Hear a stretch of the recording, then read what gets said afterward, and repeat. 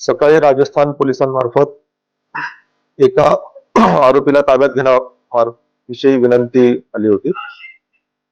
त्याप्रमाणे त्या आरोपीला ताब्यात घेण्यात आलेला आहे. अशी माहिती मिळते की ते नीट प्रकरणातील तो आरोपी आहे आणि या आरोपीला सध्या युनिट 2 क्राईम ब्रँचच्या पथकाने ताब्यात घेतलेला आहे. या आरोपीला ताब्यात घेण्यासाठी केंद्रीय तपास संस्थेचं पथक येणार आहे. तो पथक आल्यानंतर त्या आरोपीला त्यांच्या ताब्यात देण्यात येईल. सध्या या प्रकरणात एवढीच माहिती आहे की राजस्थान पोलिसांच्या विनंतीवरून या आरोपीला ताब्यात घेण्यात आलेला आहे आणि जेव्हा त्यांचं पथक येईल त्यानंतर या आरोपीला त्यांच्या ताब्यात देण्यात येणार आहे.